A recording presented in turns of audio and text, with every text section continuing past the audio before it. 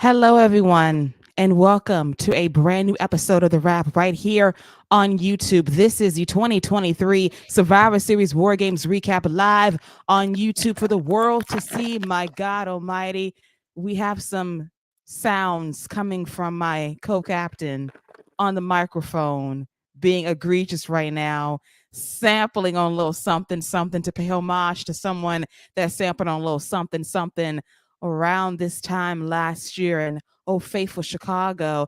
But before we get into what really went down at Survivor Series, I got a score to settle as I am Keila Cash. Welcome one and all to quite possibly the most unforgettable recap you will ever see right here on the Fight Game Media Network YouTube channel as we recap the highs and lows from WWE Survivor Series War Games. And by my side, as always, is someone very hangry, my co-captain on my captain, the sometimes advocate for the rapidly improving Von Wagner, who got some Thanksgiving dinner from the Mr. Stone's house as we are indulging in quite possibly the most delicious return in WWE in quite some time. I bring to you on the YouTube feed a rarity. It's not Perky Scott Young. It's Salty Scott Young in the house. Dude, how's it going? I'm doing all right. I figured I'd have a muffin today, you know, since we're having a conversation. I figured I'd have a muffin, since we're having a little scrum ourselves. I'm a little salty, My guy Miz didn't come away with the title, but that's okay. I got muffins. You got muffins. How do the muffins taste? They're pretty good. Little bites. Shout out to Little Bites. Little bites, delicious bites. And we already got the comments coming in hot because I wonder what could have possibly happened at Survivor Series tonight. We got our guy, Jeremy Finestone from the Fight Game Media family shouting it out, saying, I'm here to watch the world burn with the return of CM Punk. Listen, I want to give a shout out to celebrate Ryback's retirement. I saw that tweet as well, Mr. Back, sir. And let's go ahead and wrap it up. No speech needed. Just wrap it up. One tweet. I'm done, and we're good. Vin Kid is also here to celebrate Ryback's retirement from pro wrestling because CM Punk is back. It is a double celebration. It is going down. Ryback has officially retired from the game because the one and only CM Punk has returned to WWE. We got Dan L in the house as well. Hell froze over and Ryback now has to retire since he said he would if CM Punk returned to WWE. LOL. Doing the Lord's work. CM Punk doing the Lord's work. Even those who don't like him can celebrate that. Yes. And then we have our girl, Sam, talking about little bits are good. So recommendation. Product placement we are not paid for by little bits on this show. Like WWE had Ruffles, Slim Jim. We need a little bits endorsement. Okay. So Scott, eat some more of those and maintain your temper. I don't know about the temper part, but I'm definitely going to have at least one more during the show. I'm sorry now. And then Jeremy comes back. I'm sorry. I'm here to watch the universe burn with the return of CM Punk. Not the world, the universe. Branding is everything, Jeremy. We do appreciate you for that. As we are just getting into some absolute news, let's not bury the lead, shall we, Scott? Let's just get into it right now. Let's fast forward to the end of WWE Survivor Series War Games. We got the trademark WWE watermarks showing up on screen. We think we're going off the air immediately right before 11 o'clock p.m. Eastern. And then we hear Cody's music transition to Cult of Personality. And crazily enough, the song was remastered for re-release just 24 hours prior. And then the one and only Phillip Brooks returns to WWE for the first time in nearly 10 years. Has not been seen anywhere near WWE since the Royal Rumble in 2014 in Cleveland, Ohio, his last ever appearance in WWE. And look where we are right now. We talked about this for months after he got cut by AEW back in August and early September. What would his next move be? And we both said WWE, where would it be? Survivor Series, Where is Survivor Series? Chicago. And sure enough, despite all of the people being quiet on the WWE front, CM Punk returns to WWE. This might be one of the best kept secrets WWE has ever had since probably John Cena returning from that torn pec at the Royal Rumble. I mean, like, you heard the back and forth, hey, he's coming back. We don't know if he's coming back. Our sources are saying that he could come back, but he might not. Plans change. Who knows? And then they gave you the banner. That was very well done. You give the entire match, great finish, crowd's going crazy, everyone's celebrating, it's going off the air, and here that man comes. Came back with the Wolverine cut. I get it. I respect it. I just think it was really well done. It got me out my seat. I'm excited to see what comes next. I'm excited to see who he goes after first. I'm excited to see his first promo. Like, let's keep it a buck. They didn't really give us a lot. You know what I mean? Like, they did not give us a lot as far as CM Punk. You got to see him. He came out. He got the crowd. He got him to do his clobber in time, and then they kind of cut it. They cut it kind of quick. Like, I was like, dang, I can't see him get in the ring. I can't see him look at somebody. They just cut it in. Let me tell you one other thing WWE does really well and really fast. Them video packages. The match just ended and they done cut a video package of it. Incredible.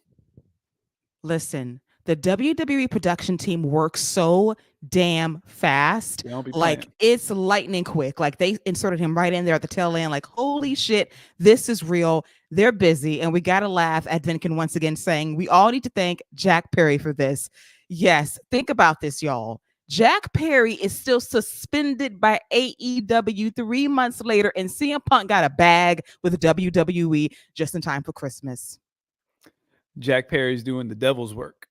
But that's a whole nother story.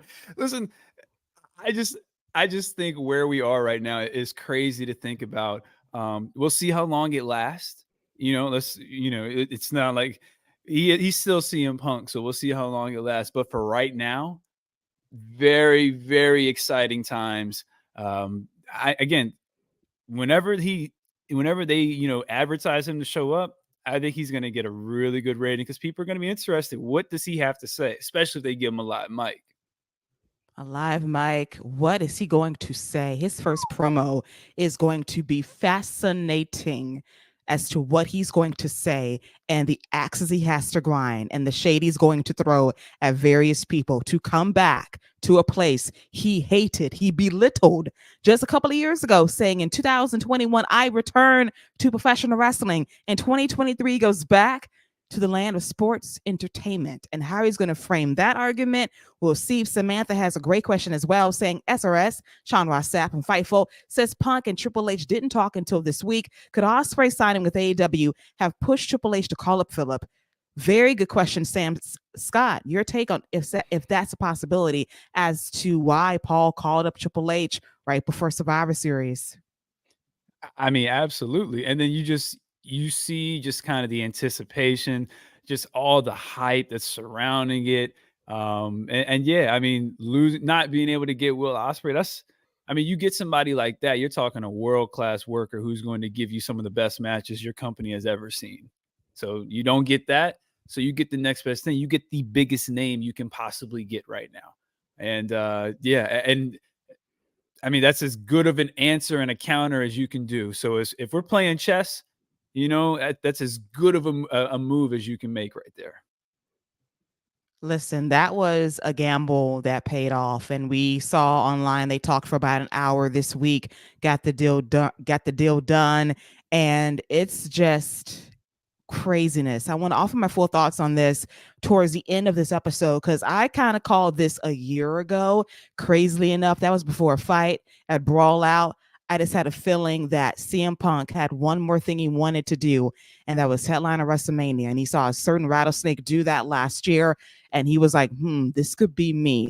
And we didn't know how he was going to maneuver his way back to WWE, but he found a way. and we're going to get into it towards the end of this episode. But we got Daniel breaking some news for us because Ryback has apparently unretired because he tweeted out he is not retiring because he was talking about an AEW return with his "if CM Punk returns tomorrow" comment. Sorry for the bad news, Dan.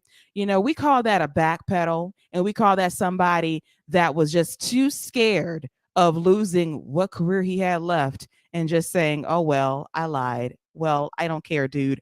You're retired. You said what you said." You can't renege on that. You can't renege on that. Okay. This is spades. You can't do that. You played the wrong suit. Give me them 3 books. All right. That's just how it works. That's just how I'm sorry. We just had the holidays. I played some spades with the family. You know what I mean?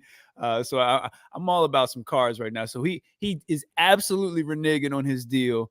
I need my 3 books. Period. And if you know spades, that's what you got to do. That's it. He went for a 3 possible 4 and lied to us, and we do not appreciate that. So, honey, you're retired. I don't care what you say. And Sam has made an astute point because I checked the Twitter, girl. I checked the Twitters because I noticed that CM Punk has not tweeted a thing since the year 2022, and magically, lo and behold, on the night of his return to WWE, with his little bits in hand, he has returned to Twitter. So it is very much real. Just on Instagram, this is a real thing. Probably one of the more surreal things I have ever seen watching WWE television over the last 20 plus years. I have seen many a return that has given me chills, but I just had a feeling that it was Chicago, it was Survivor Series, the rumblings was real. I felt this was possible, and here we are. What's going to happen heading into the Royal Rumble in a couple of months, we do not know. But this is a very exciting time to be alive as a WWE fan, as a wrestling fan in general, because CM Punk makes his business interesting for better or worse. He's the conversation. He is a legit numbers mover. He will have people talking about you one way or another. And I'm very intrigued on how the locker room is going to receive him once he really gets his footing back in WWE. Yeah. Last time he came back, he asked for ice cream bars. This time, I think the demand should absolutely be for muffins. I think there's absolutely an avenue for it. I think there's marketing for it, and you can still get your ice cream bars, but I absolutely think we should have Punk's muffins. That should be a thing. WWE's Punk's muffins. It can have different flavors. The CM brand, the Cookie Monster brand. So we could even have blue muffins, with some chips in it, CM style, or they could have the X on top of them. You know what I mean? But Punk's muffins. Let's get to it. Punk's muffins. I like the sound of that. It's going to be branded across grocery stores in America. Get you at your local Kroger's, your Publix, your Walmart. We really do love that. And Samantha also notes he remembered his login. He did. Like, I think he had to go say, did I forget my password? Do I remember how this Twitter thing works before it became X? And he signed in, and lo and behold, he is tweeting. I have not read his tweets yet, but I am intrigued by what he has to say. Oh, Sam, he didn't he didn't forget his login or everything. He got confused when it got changed to X. He was like, "What is that? Where'd Twitter go?" That's all that was. Now somebody told him today. He was like, "Oh, you didn't know," and so he just found out. That's what it is. That totally makes sense. And Dan says CM Punk has never won a Royal Rumble, I believe. No. And you are correct, sir. He has never won a Royal Rumble. Cody Rhodes, you thought The Rock was going to finish your story at WrestleMania. Was surprise. Now, granted, to be fair, to be fair,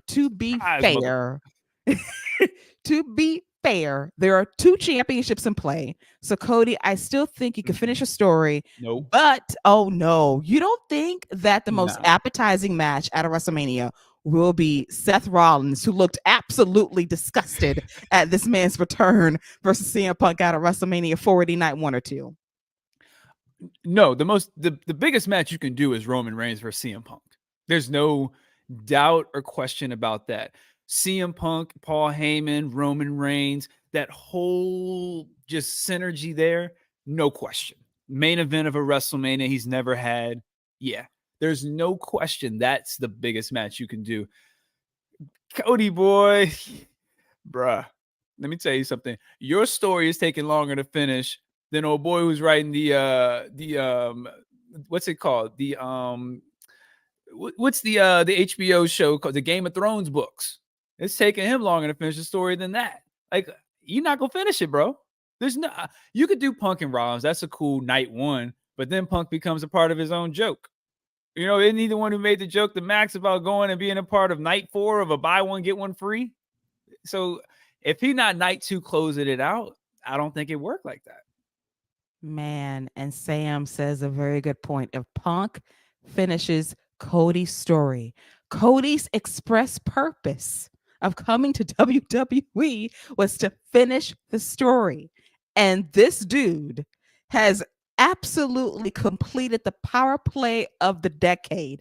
This might be the most ballsiest power play since Triple H got himself in a storyline to fake marry Stephanie, then actually married Stephanie. And look where he is right now. This is long game inside baseball, and I'm here for it. Do I foresee this? I don't know, but that's where the money is. I'm very intrigued by it.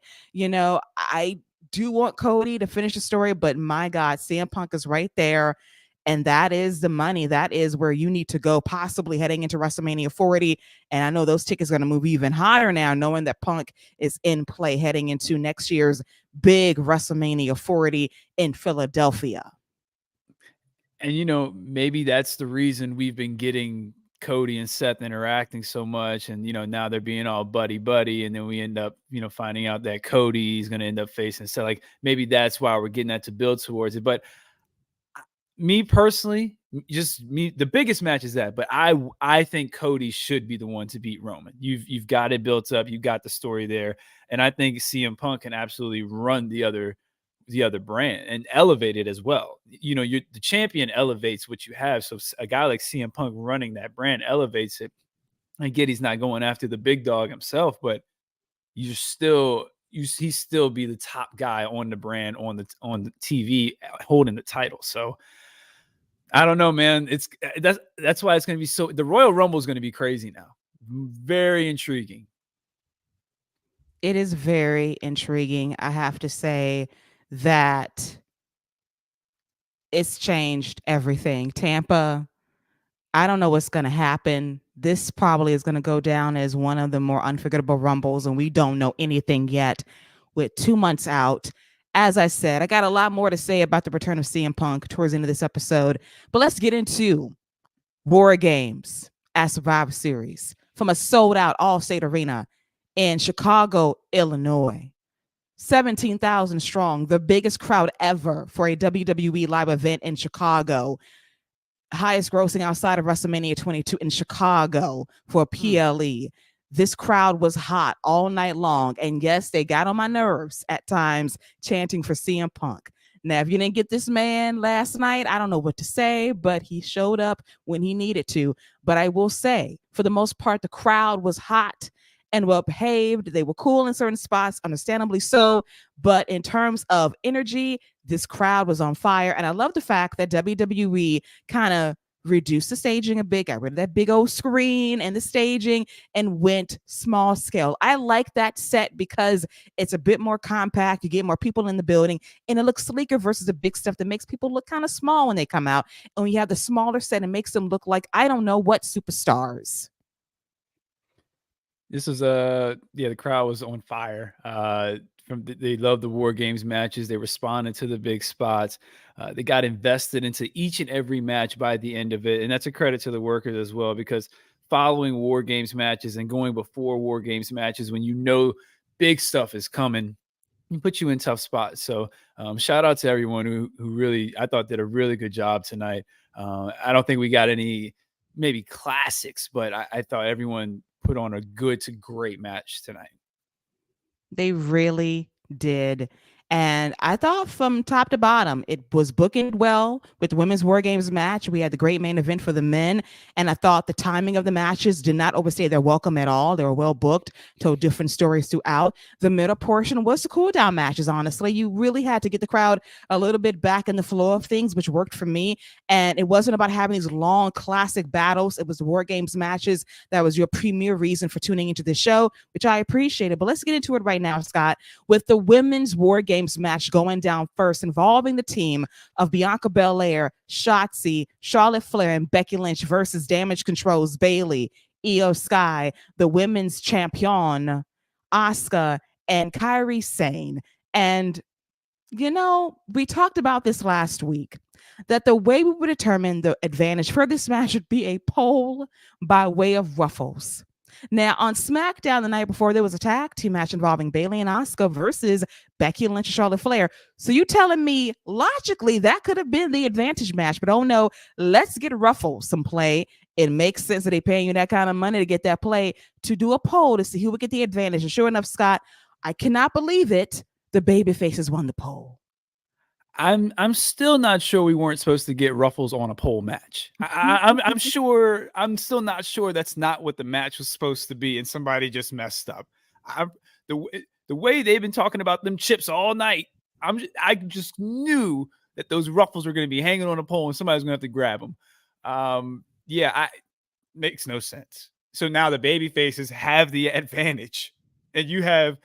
And we'll talk about it when we get to the match, but the loudest reaction of the match comes from the heel coming in to run shop and clean up everything. What? All right, it's fine. Whatever. The match was really good, but that just why do that? Why even what they're gonna vote? This isn't a cyber or a Taboo Tuesday type thing where you're like shocked at the result, But I don't know. Maybe that's just me, but the baby faces should never have an advantage over the heels unless you're in a situation like last year where it's a Roman Reigns type guy who's supposed to come in and just destroy everybody. You would think so. And that is what I liked, but that was not to be. But we do have some extra bonus time before we get to the match. More comments, which I love to see. So Vinkin says, Fatal 4-Way, Cody versus Punk versus Seth versus Roman for all the titles. And Roman wins because of Solo. I swear to God, Vinkin, let me tell you something. I thought the baseball game would be over at WrestleMania 40. So you're telling me we are still at the bottom of the 6th inning by the time this damn show is done. I cannot. To be fair, we must have had a rain delay. And we might be extending some innings now that CM Punk has showed up because I think they're going to change pitchers and we might just restart the game now. I'm afraid. Vinkin, do not speak this into existence. I love the idea, but for Roman to retain, Jesus, I cannot. I simply cannot do this again. Roman said, shocker, a plot twist, double header. Plot twist, double header. WrestleMania 40 is the end of game 1. It's time to start game 2 against CM Punk. No.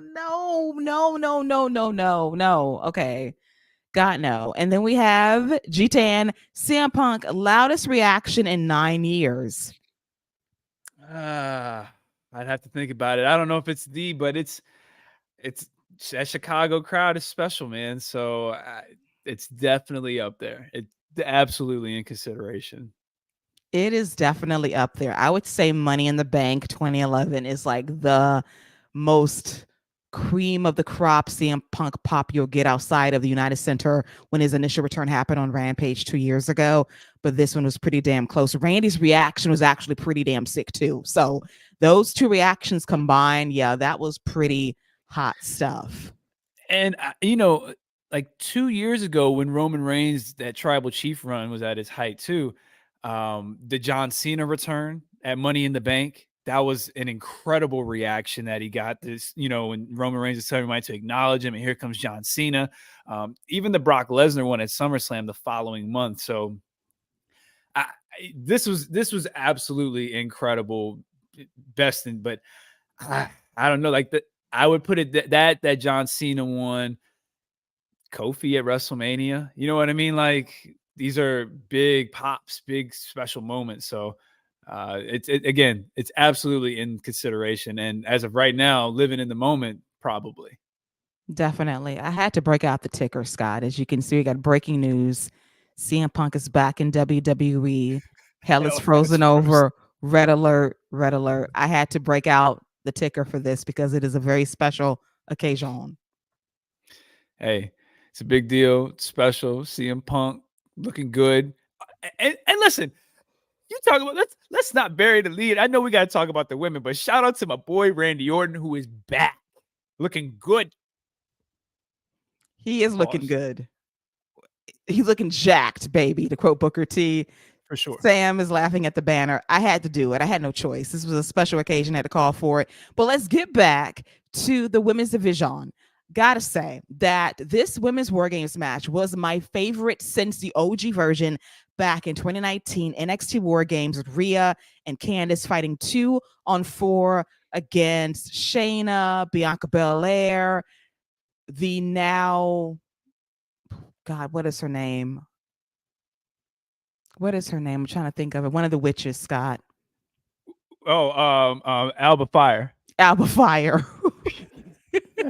Hey, once you started talking about the coven, I knew who you was speaking about. You know what I'm saying? There's not too many people enchanting, and doing witchcrafts and stuff. Yes, and Io Sky, who became prolific in that match as well. Thank you so much for the corrections because I forgot because I miss her own name, but it's Alba Fire. The And witches. she, Kaylee Ray, there she goes. There's her name from way back when. That was my favorite War Games match from the ladies 4 years ago. And it was a coming out party for Rhea Ripley. And that was always a saying, 23 years old, she's got next. And we saw that later on in the show. But this match was really, really good. We got Bianca Belair and Bailey as the first two in this match. And they got a history way back when from their rivalry a couple of years ago.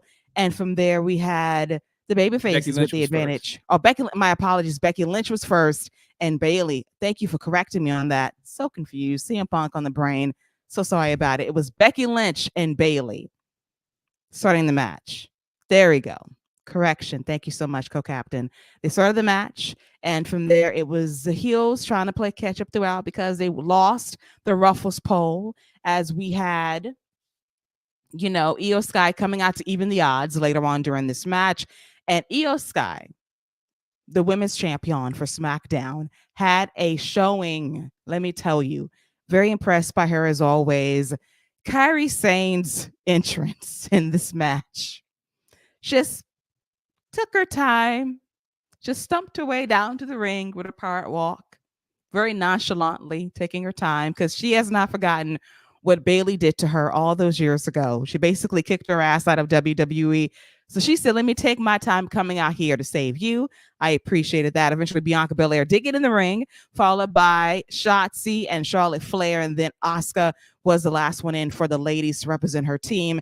And Shotzi, she was going off on Bailey, took a suicide dive to the ropes and kind of knocked herself out early on. But eventually, this became a moonsault showcase off the top of the cage.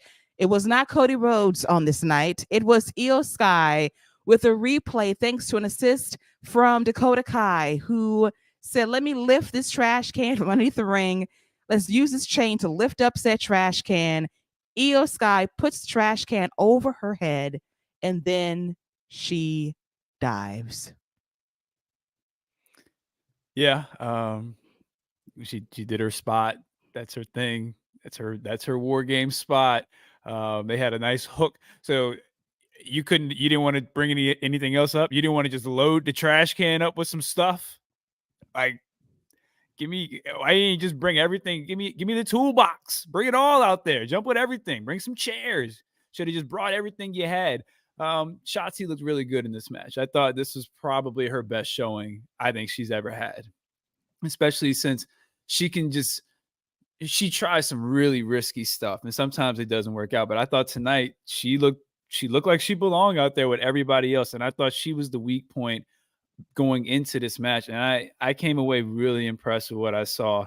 I want to take a minute and talk about the entrances for Damage Control. I absolutely loved them all coming out with the mask.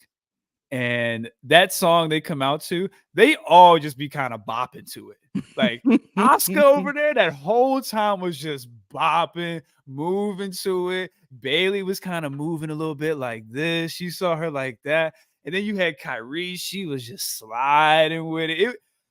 Hey, that was a whole vibe to me. All four of them with the mask and stuff was a whole vibe.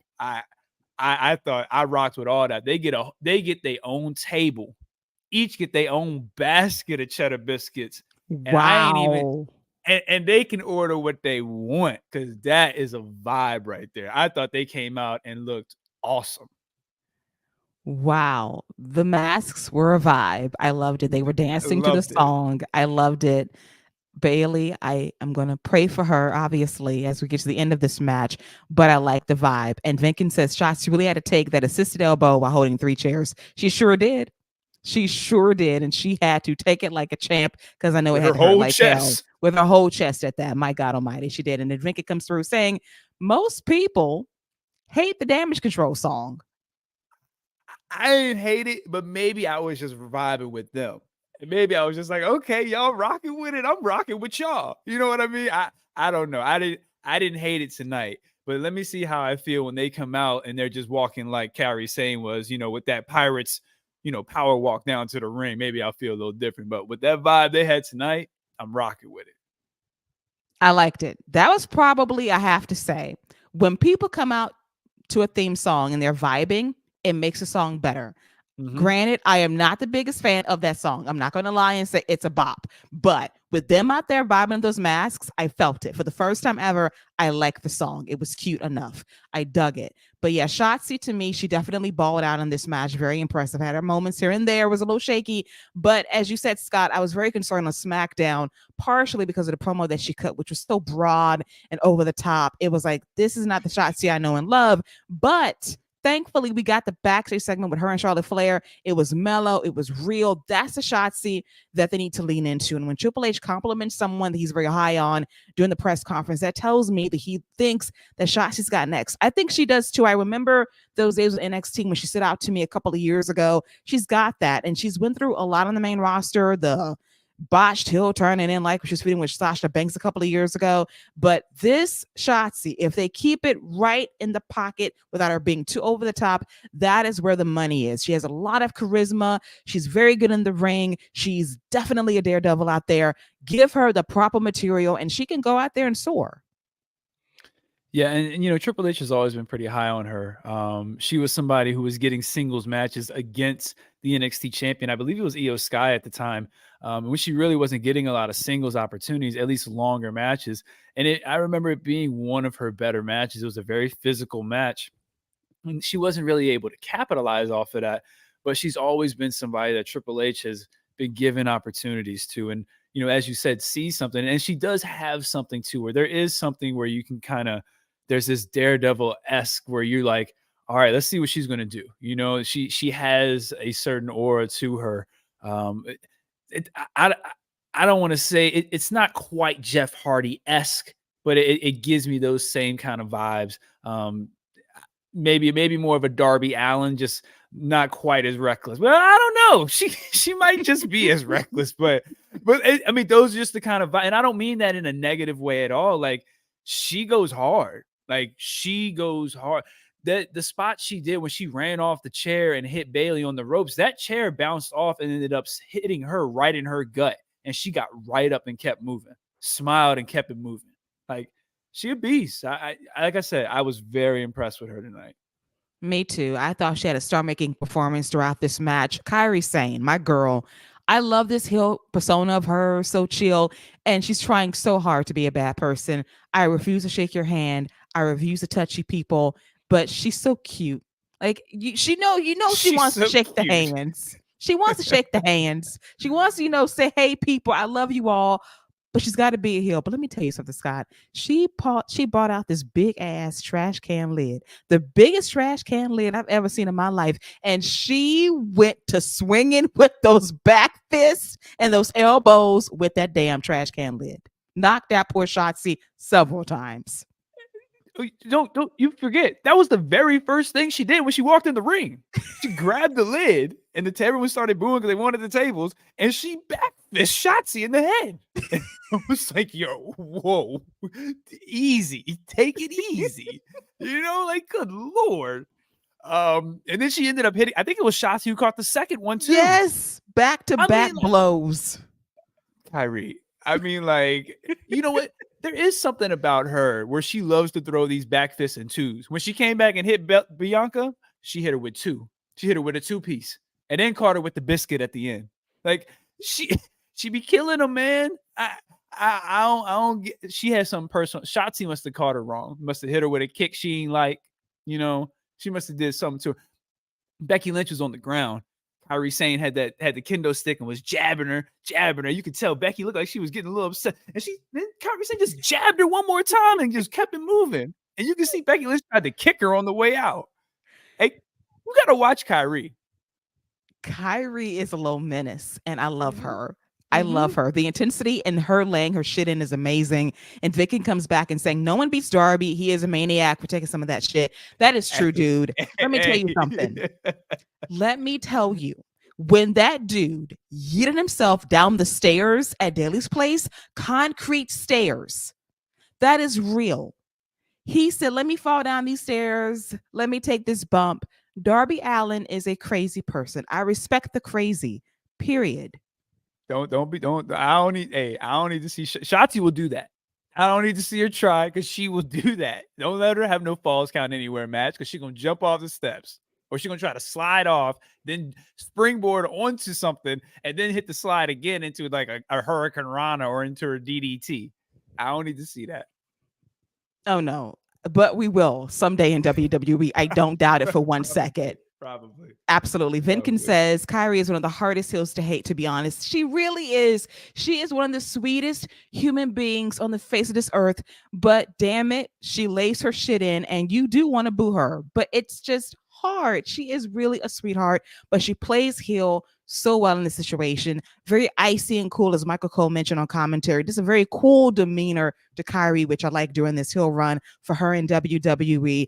I want to talk about Bianca Belair. We got two Plats Belair whooping up on Bailey and Io early on in this match, which I appreciated. Then we got the moment we've been waiting for.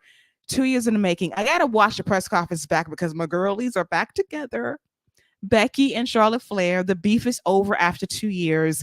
And after a stare down or two, they worked together, did some double suplex spots and power bombs, and then they hugged. And I'm like, I need a backstory of when y'all reconciled, who apologized first, who took who out to dinner. Was it a double date with you, Andrade, and Seth? What happened? Because this is beautiful. Because 2 years ago, it was really ugly at Survivor Series, calling each other's bitches and slapping and beating each other's asses. It was Throwing graphic, titles. throwing titles and stuff. It was gnarly in these streets for my girls. But now it's tea time all around and they're hugging it out, getting along. I'm very happy. Yeah, so now you want a WWE 24 spinoff. Um yeah, I'm good on that, but no, the moment was cool. I will give you that. The moment was cool. They get fired up. I like the way they got each other and was just fired up. Then they kind of backed off and was like, all right, we good. But we let's do it. We back. So that was cool. I I like this match was really. I thought the match for it being heels last, it was laid out well. If you're gonna let somebody have the big pop, why not let it be Asuka? She came out, got the table, threw him in. After Bianca went, whipped her hair back and forth, embraced her Willow Smith, and just went crazy, just whipping people. She even used her hair when two people tried to pull on her. She yanked it into them and then hit a double suplex on the Bailey and Io Sky. Very impressive. Really fun match. Charlotte almost killed Io Sky with a moonsault off the top of the cage. Looked like she almost stepped on her neck. But that was real impressive. The finish was super impressive. Very decisive finish with the baby faces standing tall. Arguably the three biggest women in the company, if not the three biggest women in the company. I got 4.25 tears for this match for me. I agree. Charlotte goes up top of the moonsault as well. Crazy spot. We had Bailey. To me, she was the MVP of this match. She was the glue that held things together for a duration of it. She started in and she got every finisher. Shotzi Swanton off the top. We got Bianca Belair, kiss of death, the table laid out. And then we have Becky Lynch, manhandle slam through the table. And boom, 1, 2, 3. And after Bailey bit the bullet for Kyrie, she got speared by Charlotte Flair. The beginning of the end of Bailey eating all of these finishers. That tells me very, very soon, imminently, poor Bailey is going to get the Joshi beat down by Damage Control. And Dakota Kai is going to be the new leader of said faction. Yeah, night one, Bailey, Becky, and Charlotte Flair versus Io, Kyrie, and Asuka is going to be a lot of fun leading into night two, Bailey versus Io Sky for the Women's Championship. I think that'd be a really fun WrestleMania plan. So you still banking on the four horsewomen reuniting? Just in case they don't, you can do that you can do that 6-woman. Like, I think that's a solid match still. You're not getting the 4 horsewomen, but you can get the 3 musketeers or the 3 muskettes. The Muskettes. Okay, I'll take it. I'll take it. Ooh, trying to play words here. I gotcha. But Vinkin also says Rhea is still the biggest. I gotta agree. I have to say, like, she is a star, a superstar of the highest order, and I saw that throughout her match against Zoe Stark's Wiggy too momentarily. But I really enjoyed this women's War Games match. My favorite since Rhea's back in 2019 in Chicago for War Games. That was 4-on-2, and they found a way to win. This one was pretty even. It was a really well laid out match, and that the heels had the opportunity to be in control for a lot of it. And then the baby faces came back and it made sense in the end. And they stood tall. They sat on the cage and they had tea time. And I was very happy. So really good start to War Games. Crowd was hot through it all. And thank God Asuka gave the people a table, because they were pissed every time somebody grabbed kendo sticks, the trash cans, the trash can lids, the chain. It was like, where is our tables? And finally, Asuka said, I'm going to give you what you want. Leave me alone. She played with them too. She pulled out the sticks. I was like, ah. And Dakota Kai was like, look, we got you. She pulled out the second pair. Ah, got you again. Then I was like, all right. Here you go. Gave them what they wanted in the end, which we appreciate. So they got the table spot. Thank God they did not ignore it throughout this match. A bless, because even when nobody grabbed a weapon, they boot. Like, how dare you, Bianca, get in the ring and don't grab anything? The nerve.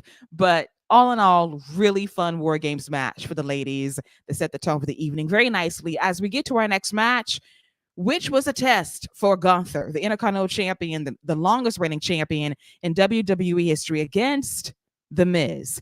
And on this very show, a few weeks ago, we made a bold prediction. This would be the match of Miz's career, we would hope. It was not, but I thought it was a very good match.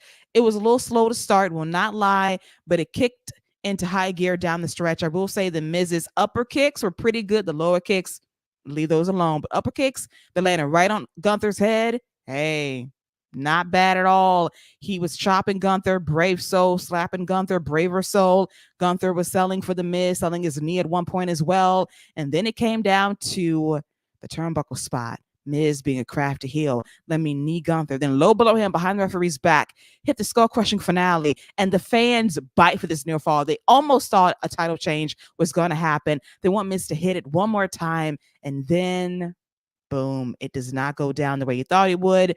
Gunther goes to top, lands a splash, but it's on the bad knee, cannot do what he wanted to do. But ultimately, it came down to Gunther locking in his ninth finisher, the Boston Crab, cinches it in, and the Miz taps as he retains the Intercontinental Championship. A good match, not great. Was not the Miz's best match ever, but it was still respectable.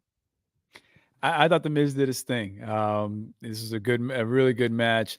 And yeah, he's on finisher 9. And that was not the Boston Crab, man. That was a guy that on an lion tamer. And I appreciate him putting the lion tamer on the way WWE was like, oh, the Miz is arguably one of the greatest Intercontinental champions. They were very careful not to mention Chris Jericho as often as they could. Booker T on the pre-show was like, yeah, the people I'm allowed to talk about, Miz is up there. He's great. The people I'm allowed to talk about. Like, all right, dude, shucky ducky. So yeah, the match was really good though. And I thought the Miz was able to really get the crowd invested. I love the way Miz was really aggressive in this match and really showed a different type of aggression that he doesn't normally show. And Gunther was just like, bruh, whatever you got, I have been through it and some. Like, did you see me at WrestleMania? Did you see who I wrestled? Sheamus Andrew? Come on, bro. Have you seen what I've done to Braun? Where's he at? Like, so I appreciate the fire, and I thought the story they told of Miz just trying to be wily and just trying to get his hope spots in was really well done. And the crowd bought into it at the end, like you mentioned, that skull crushing finale after the low blow. Really well done. Miz still falling into, what got him to the dance, which is him doing whatever it takes. So 3 and I'm biased, so I'm gonna do 3 3/4 tiers for my boy Miz and Gunther for the Intercontinental title. Yes, a quarter of that is biased quarters, but they're my tiers. You have very biased tiers. I'm gonna give it 3 tiers straight up. Ugh. I'm just saying, listen, it's the Miz. You are a Mizaniac. That is who you are. No You're gonna doubt. have built-in bias. You're gonna give it No three doubt. and a quarter, 3.5 stars, or tiers out of 5. That's fine. Me, I'm strict. 4 tiers. That's all he's gonna get out of me. Respectable match. Vinkin comes through once again saying, I'm not gonna believe a Gunther loss until I see 3 or he's facing Dragunov. That is facts. If you present to me Dragunov versus Gunther on the main roster, the fans are going to lose their minds watching just a masterpiece of violence on the big stage. And we're not just talking about NXT. They had like 300 people a couple of years ago at the PC. Lovely. Give me 15, 16,000 crazy people, preferably in Germany, Berlin, when Gunther's able to travel once again internationally. If you present this man and Dragunov in any arena around the world, yes, God, it will be perfection. Yeah, I'm with you. I don't see Gunther losing anytime soon, but he gave some very interesting questions in the presser, and he's definitely ready to move on, and you can tell. So he's, he talked about being champ, going after somebody. And honestly, I wouldn't mind him going after Rollins at this point. So he hasn't been pinned since he's been back on the main roster. He's been able to get good to great matches out of every single opponent he's faced, and the variety of opponents in this title run, I don't think should be overlooked and should be talked about. Just he's been incredible. I don't think there's anything more you can say about it. He's been phenomenal. So I have a question for you, Scott. Since Yep. Gunther's so prolific as IC champion, someone did this very recently on AEW television, one Samoa Joe. He says, you know what? I've had my time as television champion. I'm dropping this belt. I want the big belt. Do you think Gunther would relinquish the IC title and say, you know what? This is above me now. I want the big gold belts in WWE. No, because Gunther's not an idiot and would just be like, I can keep this one and still go get that one. So, I mean, like in the wrestling world, you get paid more if you're a champion, regardless of what the championship is. So, why would you give up a title to not get paid more? That is a valid point. Being champ sounds good to me. 2 belts Gunther has a nice ring to it. It's not like anybody's been coming after Samoa Joe with any serious threats for the television title. So why wouldn't you just keep it on your arm and then just go and do your thing with Max anyway? So no, I don't. I think Gunther's a smart man. So I think he keeps that belt, and if he decides to go after him, he's just gonna go after it with that belt. Hey, 4-belt Gunther. I'm with it. I'm with it. I'll give him all of them. Ultimo Dragon style. Give him all the belt. Make him the belt collector. I love it. So he's IC champion. He's world heavyweight champion. Mm-hmm. He's United States champion. Mm-hmm. He's universal champion. Give him all the belts. Damn it. I love it. I love the sound of it. Give Imperium some belts too. My guy, Ludwig. That's my dude. Giovanni. Give him some belts too. Now, at this rate, I got to pray for Giovanni too, because at this point, he might not be long for Imperium. Well, he wasn't really there for the beginning anyway. They tried to bring him along. He'd been losing matches. So they're like, hey, look, dude, we were good without you before. They're treating Giovanni like Kevin Durant. They're like, dude, we won before you. You can. We're still winning, but we can win without you, bro. You better get it together. You better get it together. Wait.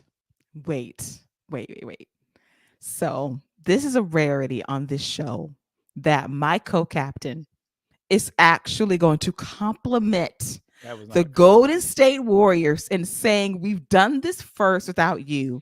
You came on board, got a couple of rings. Congrats to you. But we did this before you, and we did it one time after you. This is rare shout praise that he will never do again, because he hates Durant a little bit more than the Golden State Warriors. For sure. Um, yeah, I don't know which would make me more disgusted with life in general and send me into a cold depression. Kevin Durant winning another title or Steph Curry winning his 5th ring. I don't know which would send me spiraling south quicker, but both would make me vomit equally. 5 ring Seth sounds amazing. Oh, It sounds amazing. So that let's sounds awful. manifest that for this year. The the West looks a little crazy right now with the Timberwolves on top. Like, okay, but it's early and the universe will recenter itself in due time. Yeah, okay. Yeah, yeah, okay. All right. And that concludes our NBA sidebar discussion. We had to get one in before we get into our next match, which was Santos Escobar. And you know what, Scott? We kind of drag people on the show sometimes if you get cornrows. But I got to say, his cornrows looked good. Yeah, this is not a Tiffany Stratton situation here. This is not a Big Daddy V Von Wagner type situation. This actually worked for him. Looked like he actually went to the correct barber shop for this hairstyle. Yeah, I and the match was really good. I'm glad Dragon Lee's getting some spotlight, getting some attention, but this was absolutely all about Santos. Dominant victory, especially. Essentially, he didn't even have to cheat. He just beat him clean in the middle of the ring. I think it says more about what they think about Santos than anything about Dragon Lee. They gave him this spot, to be on Survivor Series on this show with what ended up happening. So shout out to both of these guys. I thought for the spot they were in, they did a good job. They really did. And the opponent was Dragon Lee. He replaced Carlito because they did an injury angle on SmackDown the night before. And I thought this was a really good match with Dragon Lee in particular. He is a star. This guy was signed to WWE last December, made his debut in NXT for Stand and Deliver. And he's got the fast track to the main roster in record time by NXT standards. And he's really impressed in the ring. Has some great showcase matches against Cedric Alexander and Axiom as of late. And I just think that he is really going to be that next guy up, the next Lucha Libre superstar in WWE, the one they've been looking for 15 years. And they've been through a lot of guys, from Sin Cara to that person we shall not name on the show, to now Santos, who's really good. You know what I'm talking about. Yeah, I had to think about who it was for a second. Mm-hmm. Him and that white bandana or that white little towel around his neck. Mm-hmm. Okay, just saying. So I think that Dragon Lee's got it. The fans love him. He's over with the people, which I appreciate. But this was Santos's match to win. He won with the Destroyer and the Phantom Driver 1, 2, 3 in about 8 minutes. I wanted a bit more time, but for what they did, it was pretty damn good. And Vinkin says, "Can we just get Carlito to do a apple spit spot, please? And preferably because Santos isn't cool." True. And that's what happened. Actually, Carlito had to go get some apples, but his apple he's got specific apples, so he had to travel out of town, so he couldn't be there tonight. That's what really happened. That's why they shot the injury angle. He coming back with an apple and gonna spit that thing in Santos' face. We need it. We're old and apple Fresh, spot. juicy joint. Yes, crisp apple. Get your Granny Smith apples on lockdown and just chuck some right in Santos's face. I'm here for it. It needs to happen very soon. But lovely showcase match for Santos and Dragon Lee. I wanted a bit more time, but 8 minutes worked for me as we get to our next match, our semi-main event, which is Rhea Ripley defending her Women's World Championship against Zoe Stark. And we had a conversation on the Wrap recently, Scott, as well, saying that we kind of figured this match was going to go one way. The people love Rhea Ripley. She is a star of the highest order. Michael Cole said it. I love how she makes herself look extra special for these PLEs, the makeup, the fits, the hair. She is presence personified. I love this woman next to life. She is tremendous as a superstar. And Zoe Stark, she's got the tools in the ring, but as I've seen people talk about repeatedly, it's that charisma and personality that's lacking. And in this case, she was a de facto heel. Rhea Ripley was the babyface in this match. She was dominant. Anytime that she was on offense, the fans loved it. When Zoe was on offense, it was kind of mad towards it. But thankfully, respectfully, there were no CM Punk chance to really piss on this match, thankfully, even though it was kind of the calm down before the main event. Yeah, three and a half tiers for the Santos Dragon Lee match. This match, I got 2 3/4 tiers. I thought they worked hard, but not a lot of energy, not a lot of heat there, I should say. Rhea Ripley is a star. I think Zoe's really good, but they just haven't given you a reason to care yet. Um, I wish they would have made her just seem like more of a threat leading up to it, or maybe just seem like that finisher she had was a knockout blow to where whenever she hits it, whoever she hits it on is done, knocked out. Maybe even get a pinfall on Rhea Ripley in a tag match or something, or not even on her, but just knock her out the ring, and then you get a big pinfall victory. This is where a win over like a Piper would have done wonders for Zoe Stark to get a big victory like that over a heavyweight. You weren't given a reason to believe that she could do anything to Rhea Ripley that hasn't already been done. On the flip side, I think Rhea Ripley's missing that classic match during this run.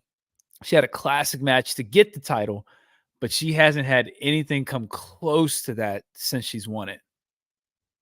That is a fact. And that is the one detriment to this run thus far. Not that signature match she's had since WrestleMania. And Vinkin asked another good question. She stole Montez's glasses yesterday on SmackDown. Could this lead to Bianca Rhea? And they have teased this match the last couple of years, and WWE has not gone through with it. Now they're teasing Becky and Rhea possibly for WrestleMania. And I love the eyes they give each other too. But to me, the one match they have been avoiding like the plague for whatever reason is Bianca Rhea. You got two of the very best you've ever developed from NXT. They were the final two at the Royal Rumble nearly 3 years ago. And ever since that time, they've crossed paths sparingly, but they have not been one since NXT Portland 3 years ago, going on 4.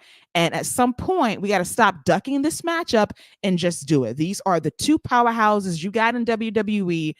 Stop playing around. I want this match at WrestleMania. Give me what I want, preferably in the main event. Stop playing with me, Paul Levesque. Time is of the essence. I talked about the men's Royal Rumble. The women's Royal Rumble is just as intriguing. Um, Bianca, Becky, Charlotte, Bailey. Even you could throw it somebody like a Kyrie in there. Jade Cargill. There's a lot of people who could win that match, man. Like I love the possibilities, the options, and you're right about the Bianca Rhea thing. They've made sure to keep them separated. They don't even really cross paths on the PLEs. Like, they made sure that now they're on separate brands. Like, there's something brewing there. That's a WrestleMania caliber match. And if it's not at 40, then it needs to be at 41 and not a PLE sooner.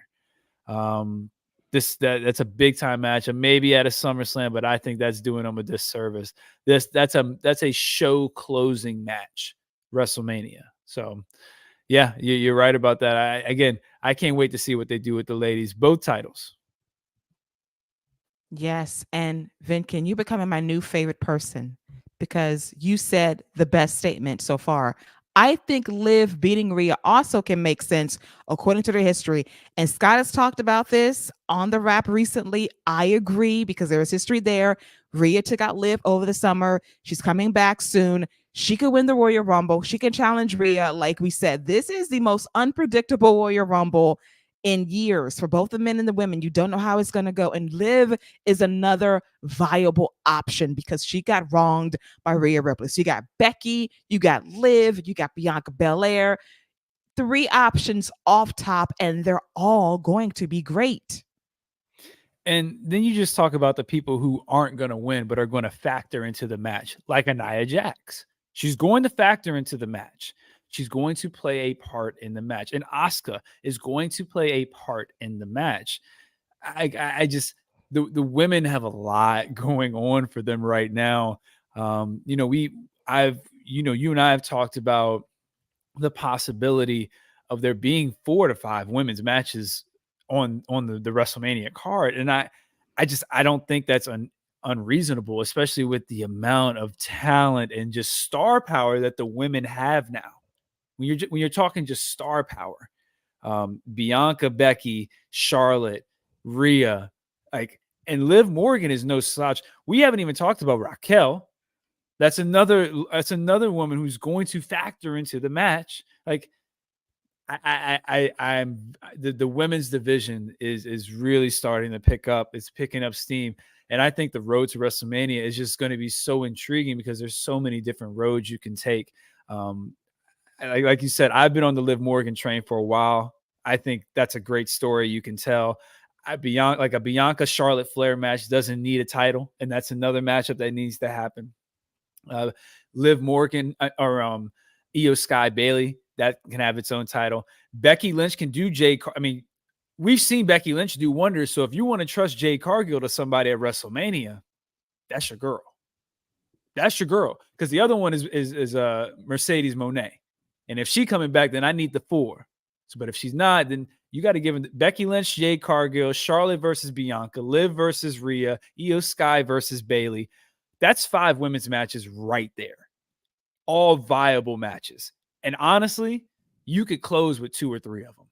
So I'm very excited for what the women have got in store for us. I think Triple H has done a great job with that women's division. It's funny how that happens when somebody is gone from the picture and Triple H gets to cook the way he wants to cook for the women's division, pushes who he wants to push, elevates who he wants to elevate, and the booking magically becomes stronger, which tells me there was an old guy micromanaging stuff up until recently, and you can tell the difference. It is truly night and day, because that was a criticism this year about the presentation of the women's division for both rosters. But now you see this guy is gone, and you see things starting to cook, and the possibilities are endless. And that was not a thing just a month or so ago. You have multiple scenarios heading into the Royal Rumble, Elimination Chamber, WrestleMania, and beyond that makes sense for both divisions because the storytelling's there and you got people that you're building up that makes sense in terms of getting a title shot and elevating them to where they need to be heading into next year. Yeah. And, that's not even to talk about, like, we talking about Shotzi having a nice performance. Zoe Stark is somebody who I hope doesn't get lost in the shuffle. Like, we know there's going to be some type of multi-woman tag team match. Chelsea Green is somebody who I think, I know people don't like, when you say you've earned or deserve a spot at WrestleMania, but she's somebody who every time she gets screen time, she does a great job with it. She's done a great job. She's the only person who has survived this goddamn curse with these tag titles. Let's throw it that way. She's surviving the curse. Okay. Whatever the covenant put on her, she's surviving it. But so she's somebody else who could absolutely get a spot on wrestling. Like, the women, man, they're coming. They are coming for those spots. And let me tell you, when this Roman Reigns thing is done, Rhea, Bianca, and them are coming for the spot. Period. The spot. And Vinkin once again making some great points. Sean was doing God's work all year for the win of NXT. He truly was. Let me tell you something about Shawn Michaels. Walker HBK gets some plaque on this show. But when it comes to women's wrestling and NXT, this man knows how to cook in the kitchen. The Becky Lynch run alone, like, Becky reminded everybody, you know who I am? You know what I do? I cook. Cook. All right. Yeah, she definitely was chefing it up, no question about it. And her run, she probably had the best run out of anyone on the main roster as far as title runs go. Because I think Baron Corbin's been having a pretty good run too, but she's had the best title run out of anybody from the main roster, better than New Days, most people don't even remember New Days, Dolph Ziggler. Yeah, so I what can you say? Like, that's why, and that's another reason why I threw out the Jade Cargill Becky Lynch thing, because we've seen what Becky Lynch can do. We've seen the magic that she can work with a variety of people. Lyra is very different from Tiffany as far as styles, the way they wrestle, experience levels. So, and she got good to great matches out of both of them. The little open challenges she was having on Raw, Tegan Knox. These are all different styles that she had that she was able to elevate. So I think her versus Jade would be a good use of her and a good way to make sure Jade has a good to great match in her debut at WrestleMania. Yes, and Vinkin makes another good point as well, saying the best part of Becky's run is she lost clean as a whistle to Lyra and put her over. She definitely 100%. did. One of the best NXT main events of the year on television, and they served Halloween Havoc night one. Loved it. Lyra's best performance to date. Becky, she was such a giver in that match. She was a giver throughout her entire run. And just this past Monday against Xia Li, another standout match against someone that got elevated by Becky Lynch. So she really is proving to me why she is one of the best ever to ever do this in WWE, because when Becky's around and she's pushed, the numbers move and she elevates everyone that she works with. And this run, the last few months, was no exception, starting with that Falls Count Anywhere with Zoe Stark, followed by that stellar Occasion match against my new favorite nickname, Trish Stratus, Mother Stratus. And then we had her run on NXT the last couple of months. Has been really good for Becky to remind us how great she is. Yeah, Becky's got a strong case for the women's MVP this year.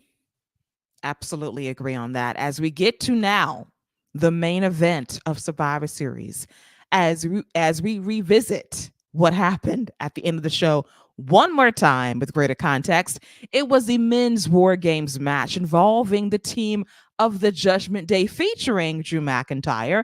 It was Drew himself. It was JD McDonough, newly crowned member of the Judgment Day, and his twist, his cornrows were definitely a choice.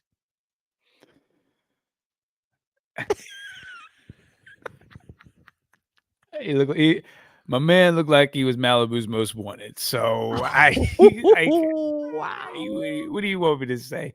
He looked like he was part of the rap group Smiles and South Star. He looked like he was trying out for Diddy's The Band. He looked like, I don't think I got any more, but I mean, like, I don't. You didn't see, like, who told him that was a good idea?